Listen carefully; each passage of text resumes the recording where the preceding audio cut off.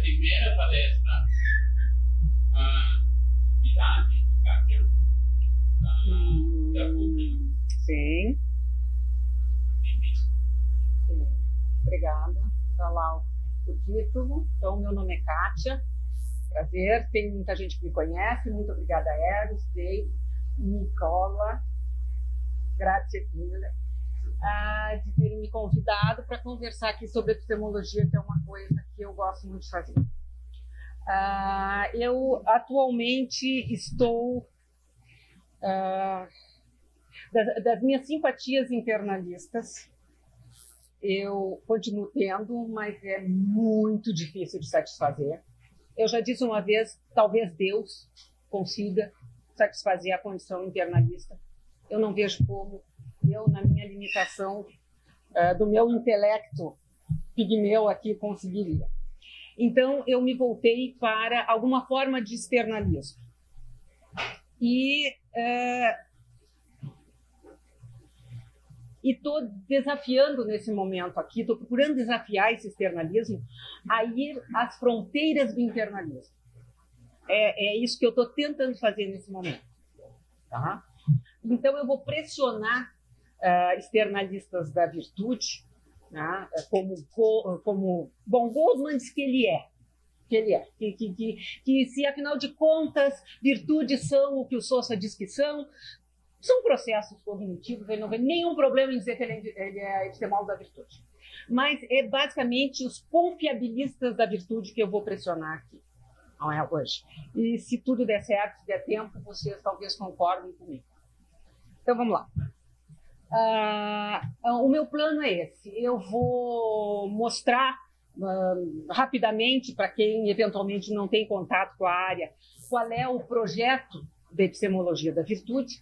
Não é? Vou mostrar que existe uma divisão interna, né, que é um território coeso, mas que tem alguma divisão entre duas facções, e vou pressionar justamente uma dessas posições, a confiabilista, com o problema do valor epistêmico, não é? De se explicar o valor epistêmico do conhecimento. Isso é um problema reconhecido em epistemologia.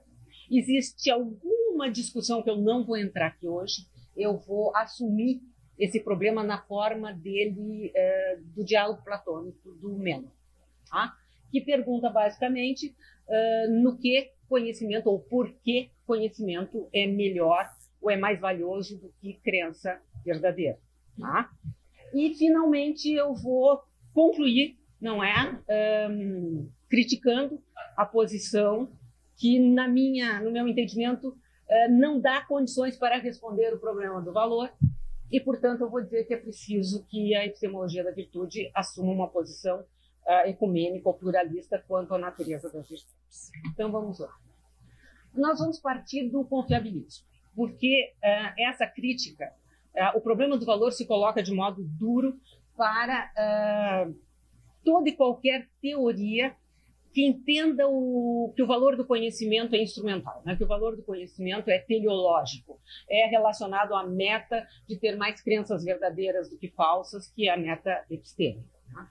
Então, nós temos, se alguém não sabe aqui, conhecimento é crença verdadeira produzida por processo ou processos cognitivos confiáveis. Isso é, grosso modo, o que toda posição confiabilista defende. Confiabilidade é basicamente uma produção maior de crenças verdadeiras do que de crenças falsas. Qual é o limite? É vago. É vago, segundo Goldman, tão vago quanto a noção de justificação é. Quanta justificação eu preciso para ter conhecimento? Está em aberto. E a epistemologia da virtude vai dizer, bom, o confiabilismo tem problemas e nós temos soluções para os problemas confiabilistas. É preciso que se inverta a análise, não é? E se diga algo como que o conhecimento é um estado cognitivo de sucesso, né, bem sucedido, de um sucesso, leia-se crença verdadeira, obtida por meio da virtude intelectual do agente, ou do caráter virtuoso do agente. Tá? E que é por isso acreditar... Eu não pulei um aí. Não, acreditável a esse agente. Essa é uma forma das mais populares que a epistemologia da virtude tem assumido, que é uma teoria do crédito epistêmico. Não é? O que epistemiza uma crença, vamos dizer, uma crença verdadeira, tudo que ela precisa é ser atribuível ao caráter, à agência cognitiva do sujeito. Essa é a ideia assim difundida entre gregos e romanos. Tá? E nessa perspectiva, a condição do crédito faria duas coisas importantes, pelo menos. A primeira, ele daria conta do problema de Gödel, que eu não vou entrar aqui, mas para os que estão familiarizados com epistemologia, é o cara mais citado, escreveu 2 páginas e meia, e é o mais citado da literatura, e eu queria um dia fazer uma apresentação e não falar nele. Eu realmente queria, não consegui até hoje. Então, daria conta disso, basicamente por dizer o quê? Que crédito afasta qualquer tipo de acidentalidade, que é o que caracteriza os diversos tipos de casos Gödel, né? Casos onde a gente tem uma crença verdadeira justificada e não tem conhecimento. Então, os epistemólogos da virtude vão dizer, não temos conhecimento simplesmente porque é por acidente que nós obtivemos uma crença verdadeira. Se essa crença verdadeira fosse obtida por meio da virtude do agente, do caráter cognitivo, virtuoso do agente, não seria por acaso que aquele sujeito tem uma crença que é verdadeira. E a segunda promessa é explicar o valor extra, né, o valor superior que o conhecimento tem em relação à crença verdadeira. Resposta simples. Aliás, é uma das alegações da epistemologia da virtude, que ela oferece definições e respostas muito elegantes. Sim.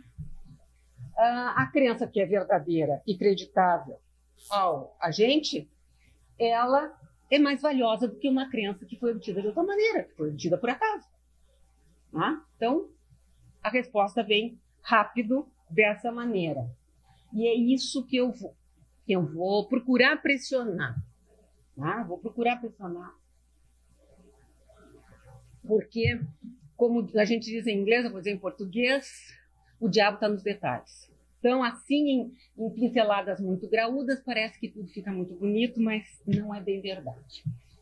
E começa já com uma divisão. Né? Existe um consenso, tem algo que unifica o território da epistemologia das virtudes, que é supor que virtudes são disposições confiáveis e estáveis, não é? Que estão devidamente integradas ao caráter do agente e são disposições para formar e manter crenças corretas do ponto de vista epistêmico. Quer dizer, crenças que são racionais, que são justificadas e casos de conhecimento.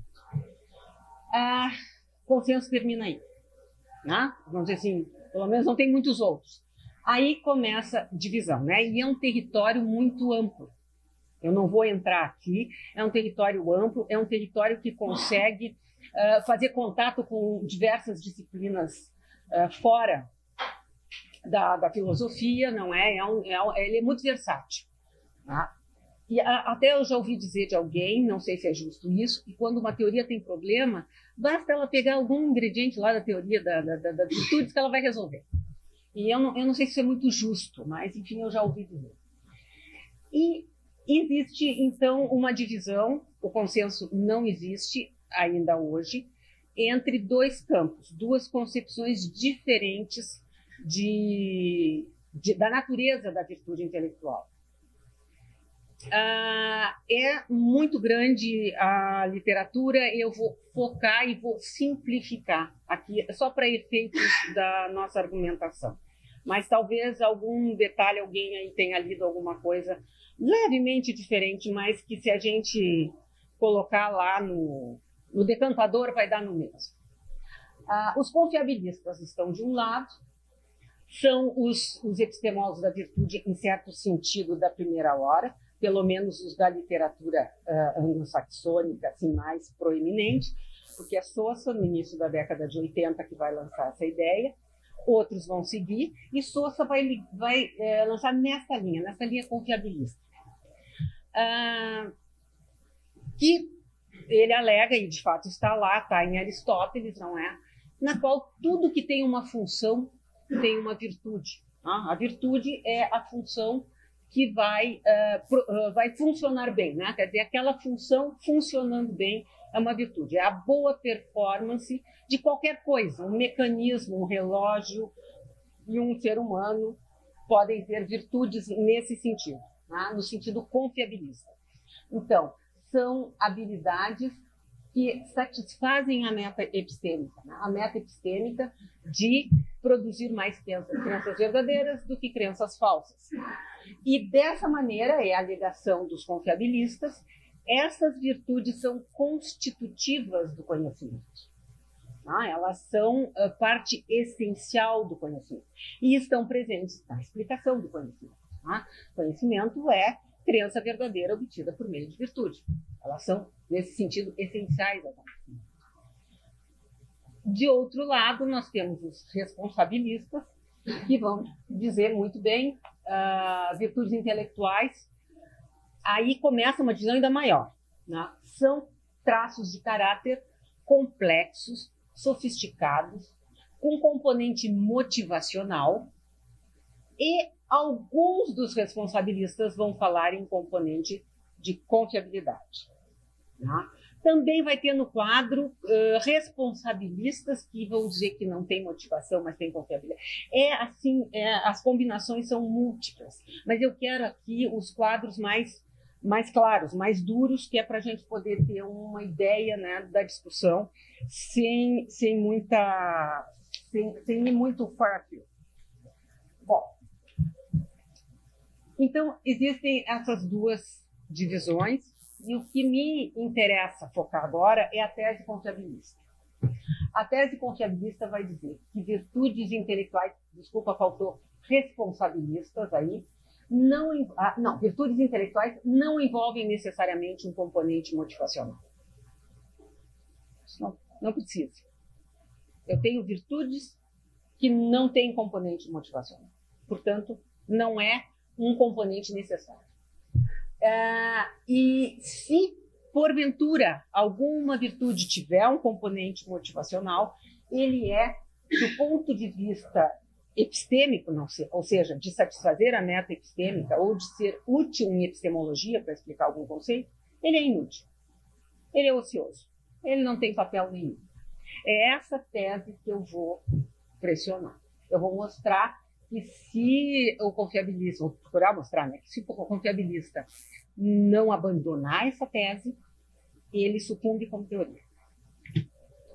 Bom, então vamos ver mais ou menos o que diz a questão lá do diálogo, que eu chamo de PPV, que é problema primário do valor. Por quê primário? Porque na discussão esse problema foi sendo desdobrado com determinadas finalidades teóricas, que não vem ao caso aqui. Não é? Ele foi desdobrado em problema secundário, que seria não porque conhecimento é mais valioso, mas sim do que mera crença verdadeira, mas sim mais valioso do que qualquer coisa que seja menos do que conhecimento. Ou seja, inclusive, crença verdadeira justificada, por exemplo, que sucumbe à guerra. Né? Então, é um outro problema, não é o problema que eu vou tratar aqui hoje, e também, em certa medida, não é o problema terciário, que admite que o valor tem assim, um contínuo. Então, o valor, ele, na verdade, ele vai se deslocando, e a pergunta é por que conhecimento é mais valioso do que qualquer coisa que fique aquém do conhecimento. Quer dizer, com um grau muito elevado de valor, mas ainda aquém. Que é o problema terciário. Eu vou ficar só com a pergunta do Menon para testar a teoria, não é? Porque esses outros problemas até atualmente tem uma discussão sobre a legitimidade de cada um deles. Então esse daí pelo menos é um que todo mundo concorda que existe, né? E tem boa história. Então esse problema é um problema do viajante que está indo para Larissa e quer saber qual é o caminho. E pergunta para alguém qual é o caminho para Larissa, a pessoa diz, uma crença verdadeira, né? Ele diz é verdade, e o viajante vamos dizer que ele tenha tido problemas com testemunho. E aquele testemunho que ele recebe na estrada, seja um testemunho bom, ele conhece a pessoa, ele sabe que a pessoa mora ali, a pessoa está com um mapa de Larissa, etc. Tem N outras evidências, ele diz, ok, esse cara tem conhecimento. E o outro perguntou para um cara que estava meio dormindo ali, atirado na estrada, não comia 10 dias, não sei o quê. Onde é que fica a Larissa? Fica para lá. Então, qual dessas duas é melhor? E todas as duas são verdadeiras. Dos dois personagens se obtém uma crença verdadeira. A pergunta no diálogo platônico é a seguinte, é a mesma coisa. O sujeito vai chegar a Larissa com conhecimento ou com crença verdadeira. Então, qual é o valor do conhecimento? Então, se o valor do conhecimento é prática, instrumental, né, é simplesmente ter sucesso, não parece muito diferente crença verdadeira e conhecimento. Tá? No entanto, a gente tem uma intuição de que conhecimento é mais valioso que crença verdadeira. E, no entanto, nós também parece aqui que conhecimento e crença verdadeira têm o mesmo valor prático. Então, essas três, alguma, pelo menos, tem que ser falsa. Então, a estratégia mais interessante para mim, eu acho, e mais popular, tem sido a de dizer, não, o valor do conhecimento não é prático. Tá? Ele é, de alguma forma, distintivo, é um valor de ordem superior e, portanto, ele tem que ser intrínseco. Ele tem que ser por si mesmo e não instrumental, não um meio para alguma outra coisa ao qual, finalmente, o seu valor se reduziria. Então, se o valor superior do conhecimento for distintivo, que é o que nós estamos assumindo aqui, o porquê pede por uma causa formal. Que tipo de coisa é o conhecimento, de modo que ele é mais valioso do que tudo que não é conhecimento? E qualquer resposta que explique por que todo conhecimento tem um tipo de valor, também tem que explicar por que determinado tipo de valor. Porque é inegável que algumas vezes crença verdadeira e conhecimento têm o mesmo valor prático. Né? Tem mais valor. E o que a gente precisa aqui é um universal e não um caso a caso. Então, para evitar, para dar resposta ao problema do valor, para evitar a dificuldade, é preciso que a análise contenha pelo menos uma condição que seja valiosa de modo independente do valor da verdade. Esse é o diagnóstico, vamos dizer assim. Por exemplo, uma teoria que considere que justificação é o que epistemiza, uma crença verdadeira, né? Que seja uma justificação lá que já dá conta de Guéria. E então é preciso mostrar que justificação tem um valor epistêmico por si mesma, não somente como meio para obter crença verdadeira. Né? Então, aí nós chegamos num dos que apontou esse problema mais recentemente com bastante vigor, que é o Quenvig. Não sei se pronuncia assim.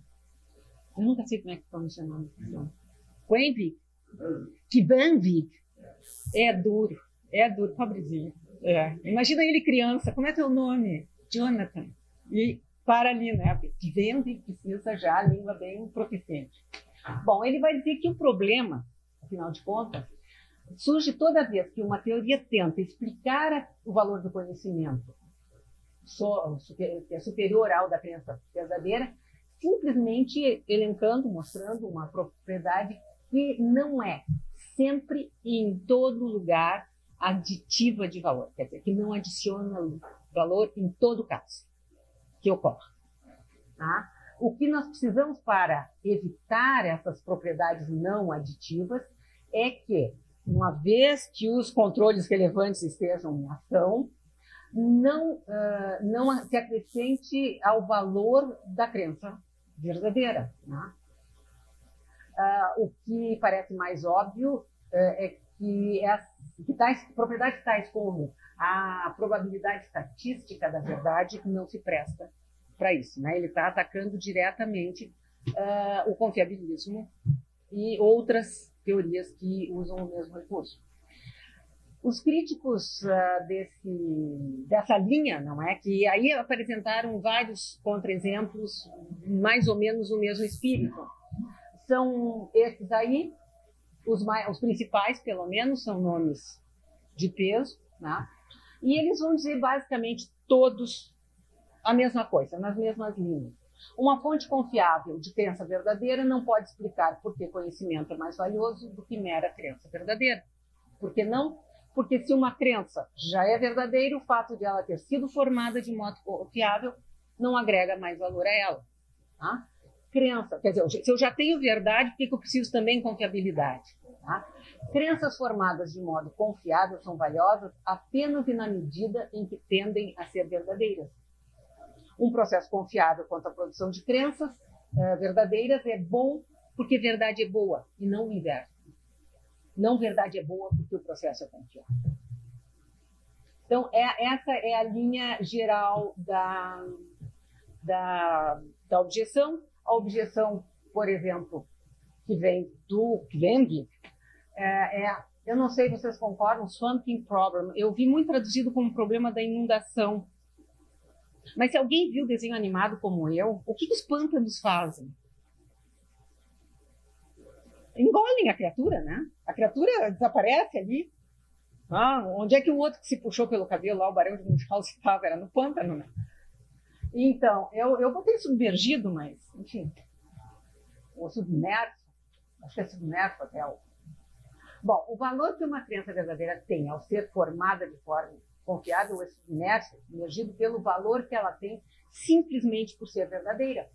A conclusão é de que o confiabilismo processual é incapaz de explicar como o conhecimento é mais valioso do que crença verdadeira e, por isso, não é uma explicação adequada de conhecimento.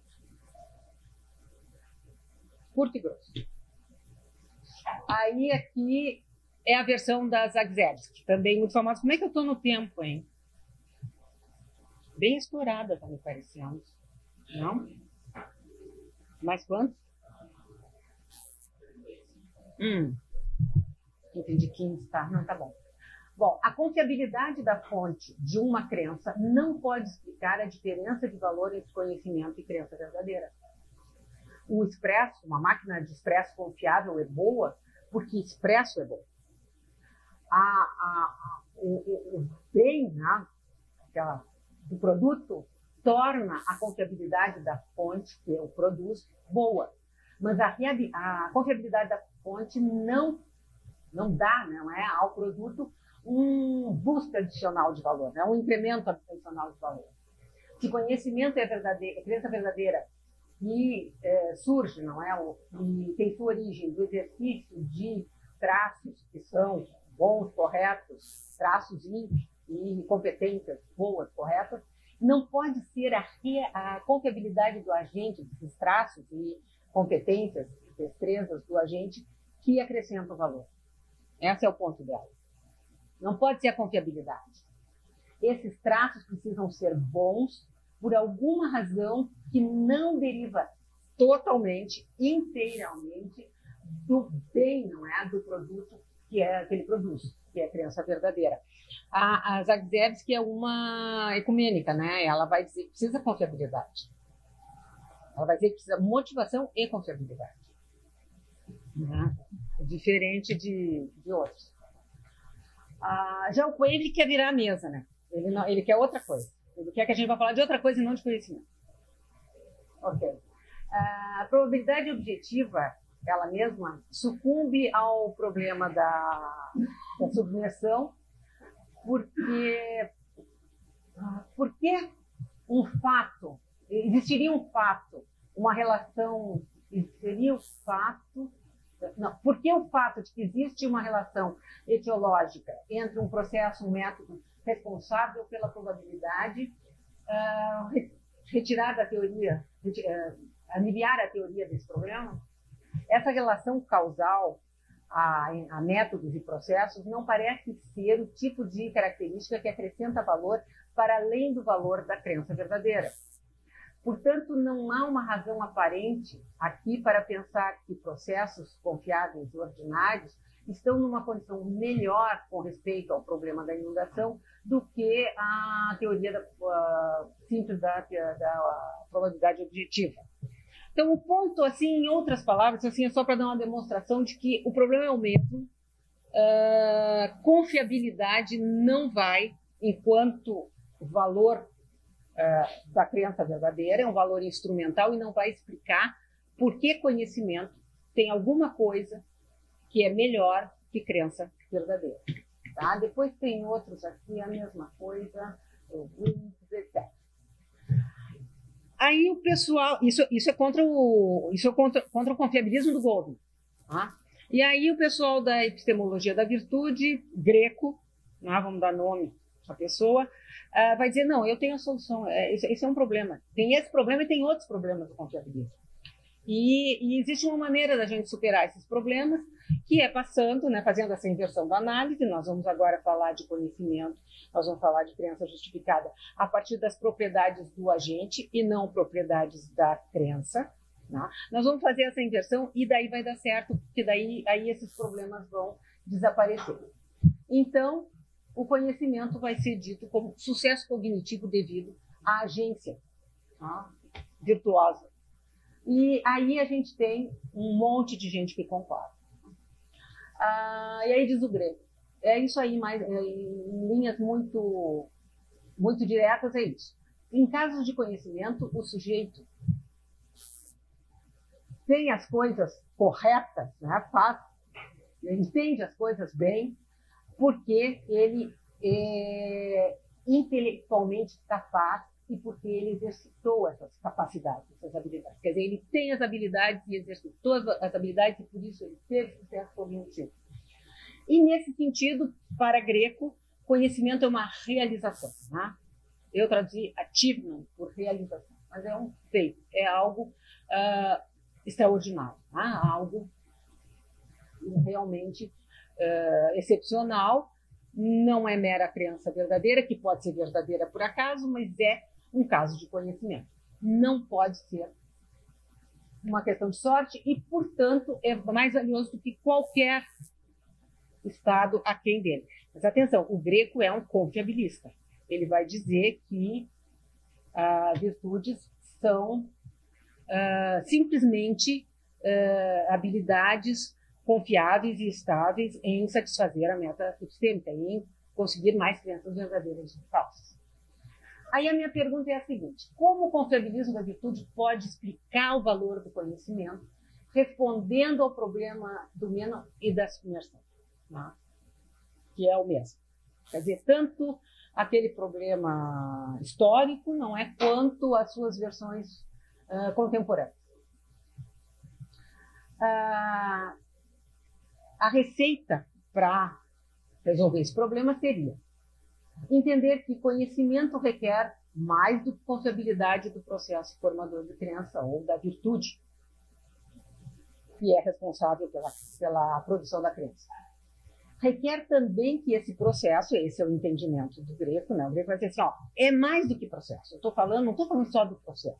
Eu estou falando de um processo que é uma virtude, que é uma competência, uma habilidade do agente. E que está sujeito a algum monitoramento, tá? Algum escrutínio repetitivo. Os que aqui são familiarizados com a epistemologia do Sousa já estão vendo, né? O Greco foi orientando do Sousa, né? Então eles dividem muitas intuições, embora as teorias deles sejam diferentes, né? Mas tem essa ideia, né, na epistemologia da virtude, de que de alguma forma o agente está ativo, mais ativo do que no caso do confiabilismo processual. O devido a, na explicação de conhecimento, enquanto sucesso cognitivo devido à virtude do agente, em teorias do crédito, é o que confere o valor independente da condição confiabilista de conexão forte com a realidade. Isso é o Greco afirma isso. Tá? Ele é um confiabilista, mas ele está afirmando isso. Tá? E o Sousa 2015 vai dizer uma coisa muito parecida. Mas, no caso aqui, é a expressão do Greco. Tá? Então, quando eu falo em crença apta, quando eu falo em realização cognitiva, Eu estou falando de algo que é resultado de uma dupla condição. Esse é o ponto do Greco. Agora ele vai dizer que não, nós temos uma dupla condição no conhecimento. Nós temos confiabilidade, nós temos uma outra conexão que tem valor intrínseco e que garante o devido a. Não é? E ele vai dizer que esse devido a. Deixa eu ver aqui. E aí sou eu que digo, muito bem, eu aceito isso e gosto do que eu estou ouvindo, mas eu quero saber exatamente como, não é? Como o caráter cognitivo do agente se torna relevante para a obtenção do conhecimento, valioso intrinsecamente e de modo independente da confiabilidade. É isso que eu preciso ver. Né? E aí ele vai dizer assim, e eu procuro onde é que ele pode me explicar isso. Ele diz assim, um caráter virtuoso é constituído por disposições estáveis e bem-sucedidas para formar crença verdadeira quando propriamente motivadas a crer no que é verdade, como, por exemplo, quando a gente pensa conscienciosamente, é essa a palavra dele, consciência. E o que é pensar conscienciosamente é quando ela está tentando crer no que é verdadeiro, em oposição a crer no que é conveniente, ou confortável, ou conveniente, na moda. Muito bem, eu digo, então nós estamos falando de outra coisa, não estamos só falando de componente de confiabilidade, nós estamos falando de motivação. E até aqui eu estou achando que nós estamos indo bem. Mas aí ele diz o seguinte, né? Ele diz que não é, isso aí já foi dito, não é qualquer tipo de processo confiável, mas apenas as características aquelas que são estáveis, estão bem integradas no caráter cognitivo do agente e que possuem valor independentemente do valor instrumental por serem confiáveis. Elas têm um valor final ou intrínseco que advém de o agente estar motivado ou pensar conscienciosamente e assim ser sensível à evidência enquanto indicação confiável da verdade. Então, no frigir dos ovos, a gente volta à verdade, porque estar motivado ou pensar conscienciosamente é ser sensível à evidência enquanto indicação da confiabilidade. É esse o monitoramento que se quer. Então, nós retornamos, não é? E é isso que ele diz, porque aí tem uma discussão. Ele diz que isso confere valor final. E o valor final, é uma discussão recente, o valor final pode ser obtido da seguinte maneira. A coisa não tem um valor em si, mas ela tem um valor derivado de outra, o valor dela é externo, é final, e não é nela mesma. Por exemplo, é uma coisa, tem uns que recusam, que não aceitam, eu propriamente tenho dificuldade, a gente falou em aula e também achamos que tinha problema. O vestido da Lady Di, ele tem valor nele mesmo, ou ele tem um valor porque ele foi um vestido da Lady Di? Então é mais ou menos essa ideia. Não, o vestido é valioso, mas ele não é valioso por ele mesmo. Ele não é qualquer vestido, ele é um vestido que pertenceu à Lady Di. O ponto do Greco é assim, ó, não é qualquer processo. Esse processo é valioso nele mesmo porque ele não é qualquer processo. Ele é um processo que no qual a pessoa ele é um processo que é uma virtude, e por ser uma virtude a pessoa monitora, ela desempenha, não é um escrutínio reflexivo devido a uma motivação em ser sensível à evidência. Então ele diz que ele oferece essa seguinte solução para o problema do valor. Segundo ele, é muito elegante, tanto na maneira como explica o valor do conhecimento, quanto na maneira como explica a relação entre o valor do conhecimento e a natureza do conhecimento. Porque esse é o ponto, mais ou menos. Uma análise de conhecimento é bem sucedida na medida em que ela fornece os elementos para explicar o valor do conhecimento. Quer dizer, ao analisar conhecimento, já está ali os elementos para dizer no que o conhecimento é superior à crença verdadeira. Então, ele diz assim, com efeito, a explicação é simplesmente isso. Realizações têm valor final. Tem valor final por quê? Porque elas são obtidas através de virtudes. E virtudes têm valor final. Tem valor final por quê? Porque elas têm motivação. E essa motivação, qual é? É a de ser sensível à evidência. Basicamente é isso. Conhecimento é um tipo de realização. Logo, o conhecimento tem valor final. Esse é o argumento dele, que eu evidentemente não compro. Né? Para mim tem um detalhe incômodo. Como virtudes intelectuais confiabilistas podem ser valiosas intrinsecamente? Esse é o ponto. Porque, por exemplo, para mim, um vestido da Lady Di não tem valor nenhum. Nenhum. Outras pessoas, por exemplo, a minha mãe, eu tive que levar ela lá no Palácio de Buckingham. Pelo amor de Deus, pagar uma tarifa extra ainda, porque eles estavam reformando a casa de verão deles. E eu tive que pagar. Eu tive que pagar lá um pouquinho a mais para entrar no Palácio de Buckingham, para eles poderem, né, fazer a reforma lá no Palácio, sei lá eu qual, que eles passam o verão. Mas para ela era importantíssimo ver aqui, olha o vestido que a Rainha Elizabeth usou, não sei quando. Olha esse prato, não sei quando. Para mim aquilo não tem valor nenhum. Então, volta ao ponto do Coenville, do Vendic. O valor tem que ser um valor que todo mundo reconhece como um valor. Em todos os casos. Não é que algumas pessoas, em alguns casos, pensam que é. Então, eu acho que aqui o Greco vai ter que manobrar diferente para efetivamente oferecer isso aí, né? Quer dizer, virtudes confiabilistas têm de ser valiosas intrinsecamente, para além do valor instrumental, devido ao agente estar motivado, né? Porque se estar motivado é entendido em pensar conscienciosamente, ao ser sensível à evidência, enquanto indicação confiável da verdade, nós continuamos no mesmo lugar. Então, aí eu acho que responsabilistas da virtude parecem estar melhor equipados para explicar o valor do sentido do conhecimento, dado que virtudes intelectuais responsabilistas têm valor intrínseco devido ao seu componente motivacional. Aí sim, é fácil. Tá? Aí, claro, a gente paga um custo um pouco alto, porque é uma analogia com a ética, e a gente sabe que tem epistemólogos que não vão aceitar isso, não é? Que se faça qualquer, por exemplo, que se diga que estados de conhecimento, que a ação no estado de conhecimento, né? Aí nós vamos ter outros problemas, nada é fácil em filosofia, e menos ainda talvez em epistemologia.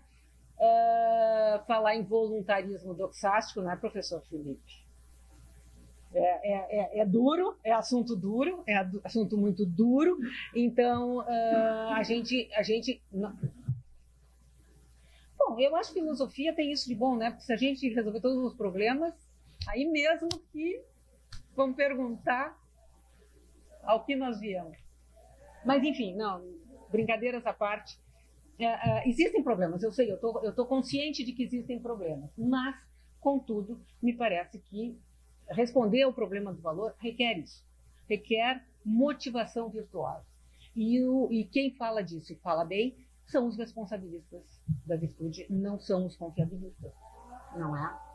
E o Greco se vale um pouco dessa literatura, e ele vai inclusive dizer, não é, que as realizações, ele se inspirou na distinção aristotélica lá, que sucesso que resulta de sorte ou acidente tem menos valor do que o sucesso que resulta do exercício de habilidades ou de virtudes, e tem menos valor porque só o que resulta de virtudes é uma realização, tem valor intrínseco, é constitutivo da boa vida.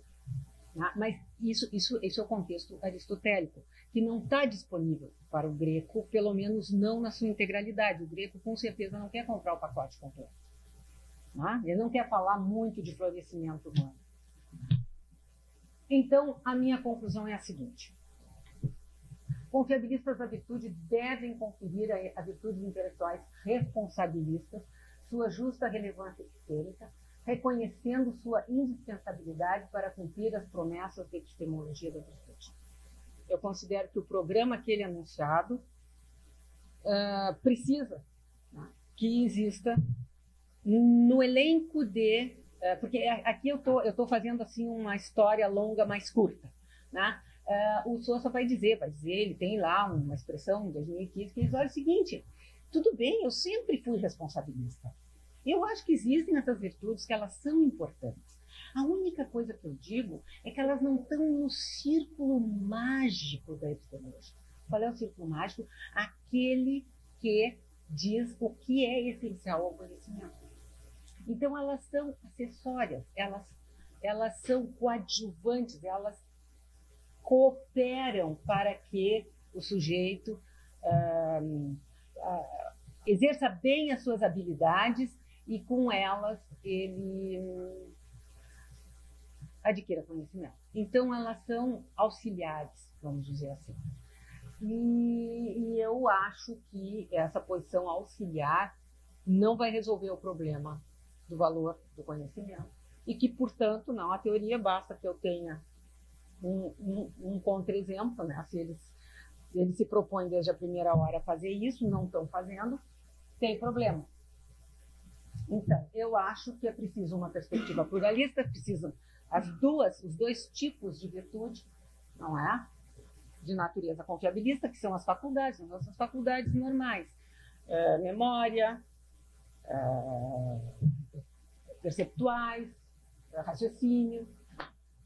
E existem as responsabilistas, que são bastante mais sofisticadas, são mentalidade aberta, coragem intelectual, humildade intelectual e coisas que tal. Então, nessa perspectiva pluralista, conhecimento requer crença verdadeira, obtida por fonte confiável, são as virtudes intelectuais, e que haja uma conexão interna, que é parcialmente motivacional entre um e dois, quer dizer, entre o sucesso e a fonte, né? O meio pelo qual esse sucesso é alcançado. De modo que é justamente essa conexão interna é que confere, que permite que dois confira um valor extra, não é? Que as virtudes confiram um valor extra ao conhecimento. Isso não é assunto fácil, eu não estou dizendo que eu estou resolvendo tudo, eu tenho bem consciência de que explicar essa conexão interna, esse because of, não é fácil, tá? Mas ele é imprescindível. Dada essa conexão interna, que deve estar integrada na relação por causa de presente nas explicações de conhecimento em termos de crédito epistêmico, não é por acaso que o agente tem uma crença verdadeira de valor superior. Essa crença é creditável ao caráter cognitivo virtuoso, de natureza confiável e motivacional, e é por isso um caso de conhecimento. Essa daqui é mais ou menos uma posição que a gente vai encontrar com algumas diferenças entre esses autores aí, ou eles estão falando disso ainda agora, discutindo. Quanto tempo eu tenho? Então, eu vou dizer ainda mais uma coisinha. E virtudes intelectuais, e apenas com virtudes intelectuais responsabilistas, as teorias do crédito podem fazer frente a outra objeção. Se vocês não estavam convencidos com o problema do valor, tem um caso muito conhecido na literatura já há mais de 10 anos, Alec de novo, né? Alec vai dizer assim, olha aqui, ó, teorias do crédito epistêmico, nada a ver, porque crédito não é necessário para conhecimento. Eu vou mostrar para vocês um caso de conhecimento sem crédito. Então, nós temos o caso do visitante de Chicago. O visitante de Chicago se chama Morris. Ele chega, é antigo, por isso que eu sei que já mudou de nome, essa Sears Tower tem outro nome hoje, né? Mas Na época ela se chamava assim. Ele chega em Chicago, ele nunca esteve em Chicago. Ele sai da estação de trem e ele pergunta para o primeiro que passa: onde fica Searstown? É mais ou menos o caso de Larissa. Onde fica? E aí a pessoa, na historinha da Leque, diz que é uma pessoa que tem um ar confiável, que olha nos olhos do Morris e diz: fica para lá, 2 quadras para lá, dobra à esquerda, tu vai ver um prédio assim, assim, tá. É verdade, o cara mora em Chicago há muitos anos, ele conhece muito bem, ele deu uma informação correta para o Morris. O Morris tem, portanto, um testemunho verdadeiro, não é verdade aqui. E eu acredito que o Morris é racional em crer no que lhe diz o passante. Portanto, ele tem conhecimento testemunhal. No entanto, diz a Leque, o que explica o sucesso do Morris não são as habilidades dele, que tudo que ele fez foi perguntar para o cara que estava passando. É assim que ela apresenta. Ele não perguntou para o hidrante que estava ali, para o poste, ou para um cachorro que estava passando. Ele perguntou para uma pessoa. Né? Mas isso é muito pouco. Ele é um caso de conhecimento, ele teve sucesso cognitivo, por quê? Porque o passante era um cara que estava bem informado, conhecia a cidade e forneceu a informação correta. Portanto, o crédito pelo conhecimento é do passante, não é do Morris. Né? Então, essa é a ideia. Tá? Aí, muito recentemente, Pritchard e o Hailstorm vão dizer o seguinte: vamos analisar a situação do Morris. O Morris, teoricamente, pelo menos 2 habilidades ele apresentou no caso. Uma, ele identificou um informante fidedigno. Ele parou, ele, como eu disse, não perguntou para uma pessoa assim que não parecesse estar bem no seu juízo normal, ou um cachorro, ou um neném num carrinho, ou coisa que valha. Ele recebeu adequadamente o testemunho, no sentido de que ele sentiu a necessidade de perguntar alguma coisa, não é? E avaliou o que lhe foi dito. É mais ou menos esse o trabalho. É pouco trabalho. Realmente, enquanto o trabalho epistêmico é pequeno. Tá? E também é preciso supor que o ambiente epistêmico onde Morris estava era amigável. Tu faz uma suposição de que ele tinha essas qualidades aqui que estavam bem ativas ali, ele tinha essas habilidades, e o ambiente dele era um ambiente confiável. Tá? Mas ainda assim, ele não explica o sucesso. Quer dizer, ainda continua tendo dizer que ele simplesmente parou ali, perguntou, ouviu e foi na direção. É pouco, segundo eles. O que conhecimento testemunhar requer é pelo menos uma virtude responsabilíssima: a humildade intelectual, que, segundo eles, tem um duplo aspecto que é bastante sofisticado. Ela é composta de confiança, que diz respeito a uma correta avaliação da força e da fraqueza das próprias habilidades cognitivas, de maneira a ter confiança na medida certa para a obtenção de conhecimento, quer dizer, aí já fica mais sofisticado. E é preciso também atribuição, que é basicamente a parte interpessoal, onde eu respondo bem, não é? Porque eu avaliei bem as minhas habilidades, as minhas competências, eu respondo bem e atribuo, não é, ao outro agente a parte que é dele. Eles vão fazer outro uso disso. Eles, na verdade, vão usar isso para propor anti-individualismo, mas não serve aqui para outra coisa. Portanto, humildade intelectual possui valor instrumental. Ela promove a obtenção de conhecimento e possui valor final. Né? Isso é termo do Pritchard, eu não sei o que ele quer dizer com esse final aqui. Por ser um traço de caráter valioso, dado o seu componente motivacional. É isso.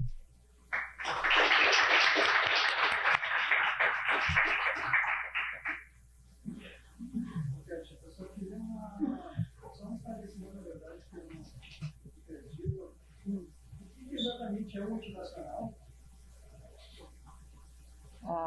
O motivacional é o que tu está dirigido, né? A tua motivação é aquilo que é intrínseco ao agente, né, por natureza. Não é externo, entendeu? É algo que não é externo. Mas é que adicionar esse elemento que estava sugerindo é que a motivação, por exemplo, cria esse sujeito, qual é a motivação dele? Esse que é o meu problema. Não, a motivação, por exemplo, para Zagzebski é amor à verdade. Mas tem que forma a crença porque tem amor à verdade. Não, mas isso está na tua virtude. Isso está na virtude, né? Está na virtude. Como é que isso é motivação? Motivação não demanda do sujeito uma consciência da sua motivação. Por exemplo, o que me motiva é chegar até uma lista. Pronto. Se é verdade, por exemplo, se a informação que me der é verdadeira ou falsa, não me interessa. O que me interessa é que eu chego lá.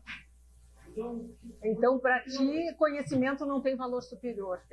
Vale a mesma coisa que crença verdadeira. Eu só não vejo que a motivação cumpra esse papel. Não, a motivação justamente é que ela faz um paralelo com a ética. Né?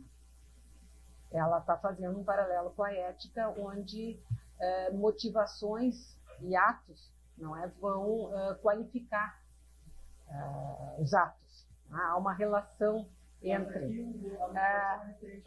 E aqui para Zagzebski é amor à verdade, a motivação. Né? Para mas é verdade, é sempre verdade, mas não é algo interno ao sujeito. Entendeu? Ele está motivado para a verdade, independentemente de satisfazer uma meta epistêmica que é objetiva, que é fora dele. Entendeu? O papel todo é desvincular, apresentar uma teoria que não seja consequência disso.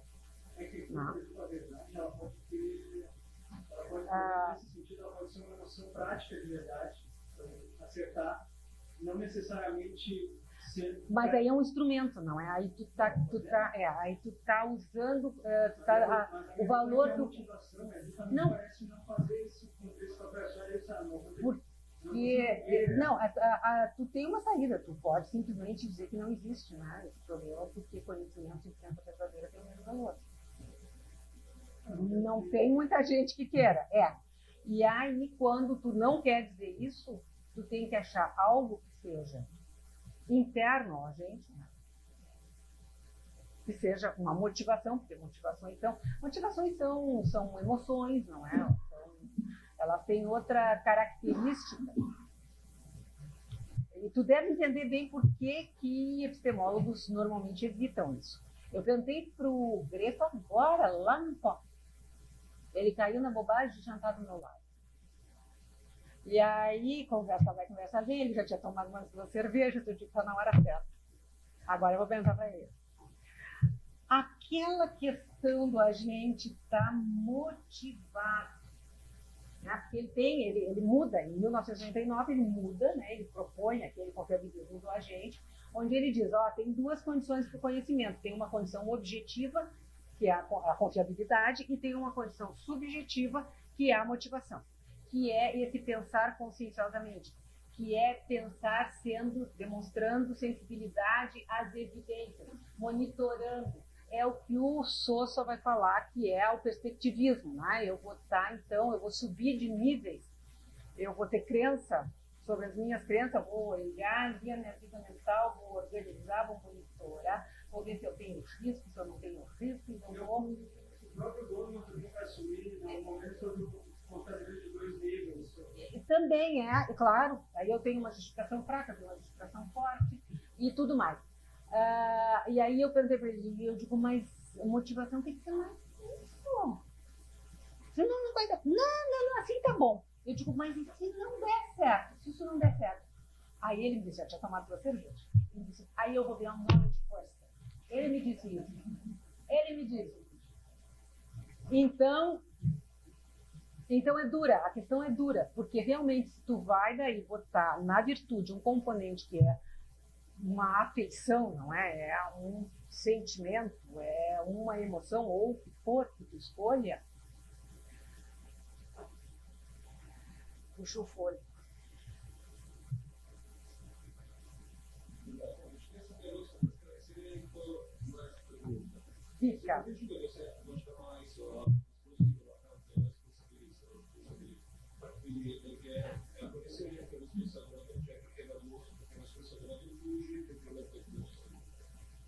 Se eu prefiro?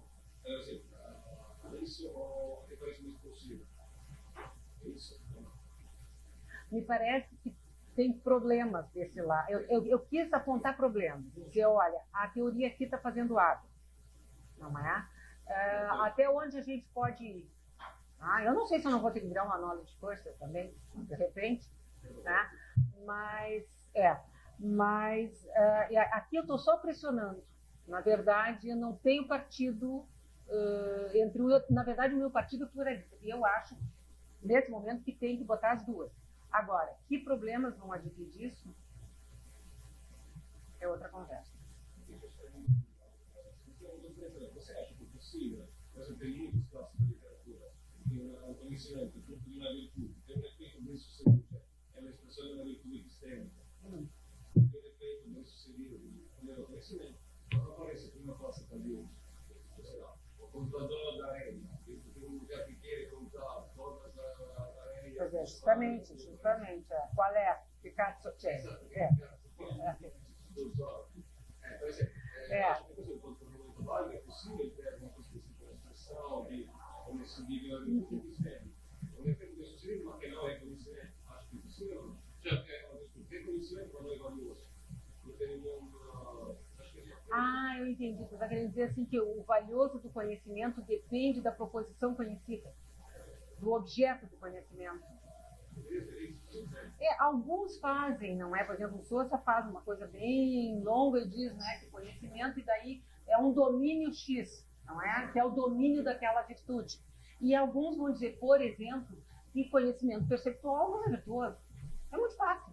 É conhecimento fácil. Não entra. Então, nesse cardápio vai ter muitas posições, não é? E claro que é uma coisa assim, mas o que é que a criatura quer saber quantos grãos de areia tem na praia do Inverno? O que eu vou fazer com essa informação? Para que eu preciso disso?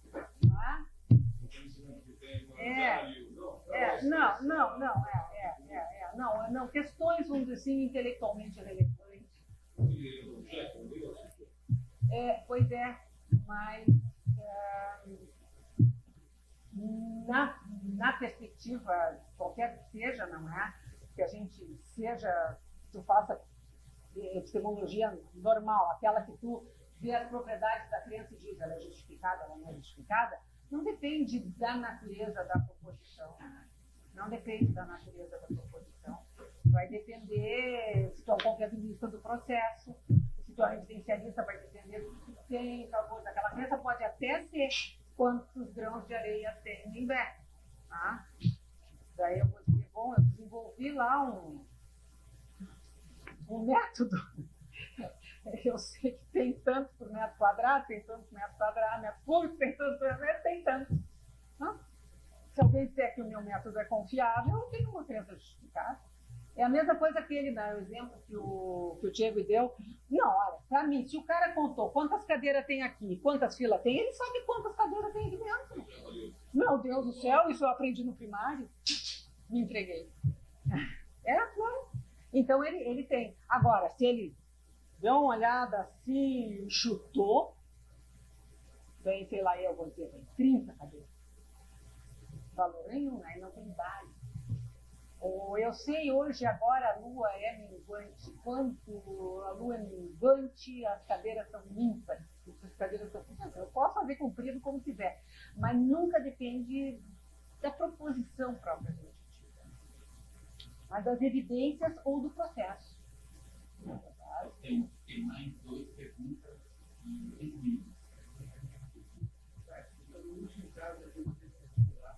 Sim.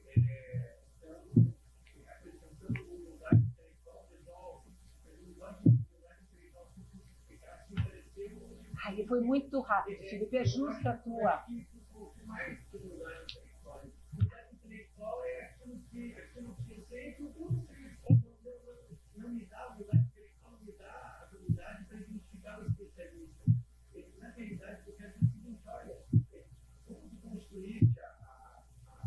Reforma,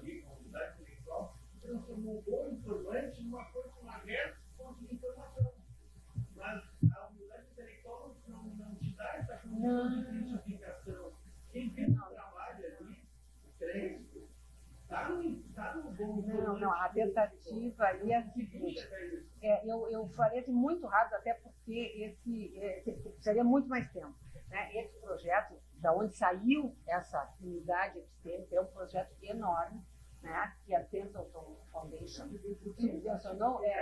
Não, e tem vários artigos, surgiu, tem artigos do Preacher, tem do Greco, tem da Battle com o Whitcomb, com não sei das quantas, tem artigo filosófico do início ao fim, tem artigo que é filosofia experimental, que são casos, são testes, e procurando entender, sobretudo, a natureza da unidade intelectual e defender a importância dela para a vida em sociedade.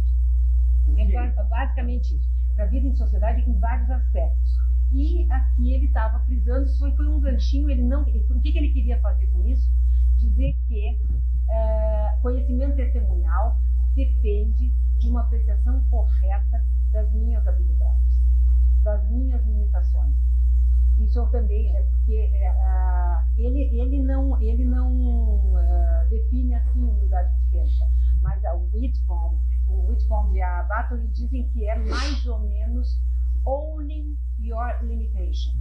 Quer dizer, eu me dou conta das minhas limitações, o que eu posso e o que eu não posso, o que eu consigo e o que eu não consigo, e eu delego, eu assumo a minha dependência epistêmica de outros. Só que não está embutido nessa noção a identificação de especialistas de uma boa fonte.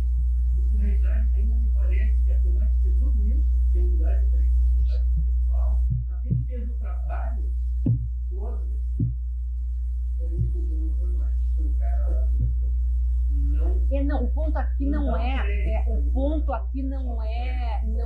porque se tu lembrar bem, a teoria do Preacher não é a mesma do Greco. Ele não vai se comprometer que para ter crédito a tua participação seja a mais saliente na cadeia causal.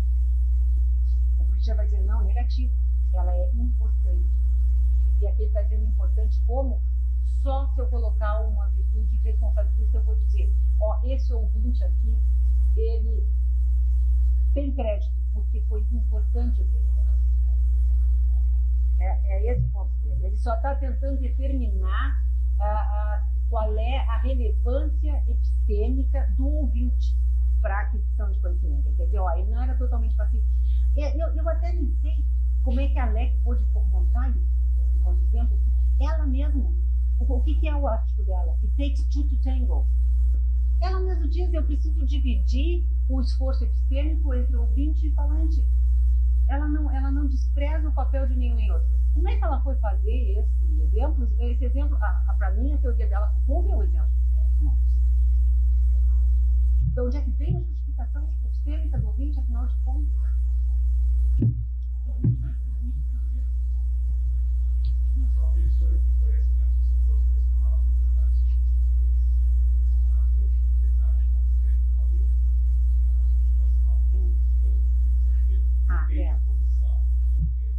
Uma posição aristotélica, né? Aristotélica. Aí vai ter que entender virtudes que têm essa natureza motivacional, elas têm um valor em si mesmo, né?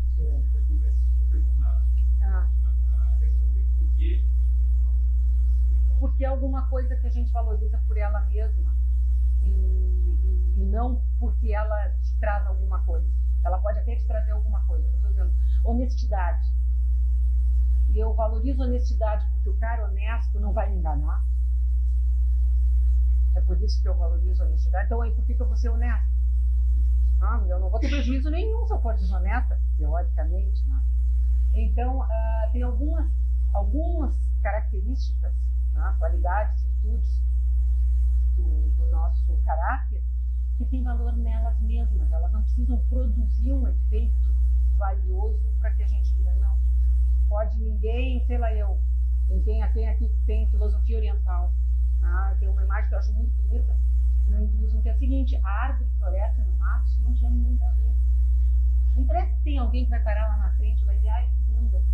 Não, ela vai florescer do mesmo jeito. Tem alguém para ver ela ou não.